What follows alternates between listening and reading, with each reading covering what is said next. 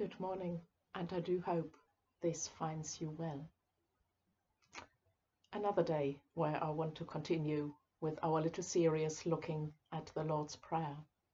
And this one is closely connected to yesterday's, when we looked at Forgive us our trespasses. And I would like to look at the following line, as we forgive those who trespass against us. How ready are we to forgive? It sounds so easy, but yet it is also quite easy to bear a grudge and maybe just go over it, accept an apology and just say, let it go, but it still lives within us. Or maybe even that step to accept an apology or to let it go if an apology was not given. That can be very hard to us. But we are not the first to struggle with this. We can read in the Bible that Peter approached the Lord with just exactly that question. Peter, this amazing disciple, who was not just the rock on which Christ built his church, but who was so incredibly human, and who will play a prominent part again when we are looking more closely at our Easter story. But I just want to share these few lines with you from Matthew's Gospel, chapter 18.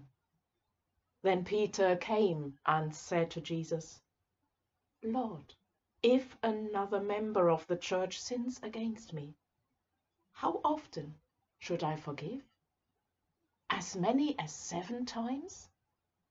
Jesus said to him, not 7 times, but I tell you, 70 times 7. What do we make of that? 70 times 7.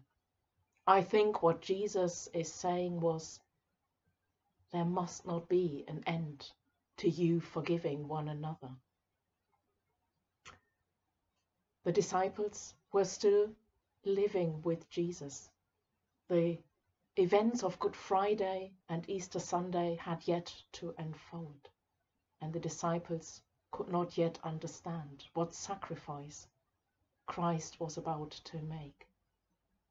Christ has died for us, and God is giving us the opportunity, the chance, time and again, to repent, as we talked about yesterday, to walk back and to start again.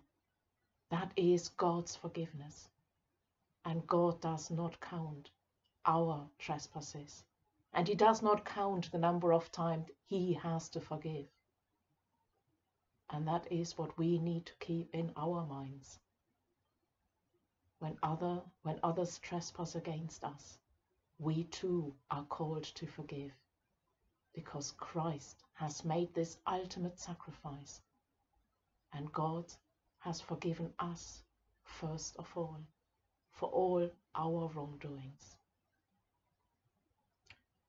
Maybe you are still bearing a grudge. Maybe someone hurt you and you just find it difficult to forgive.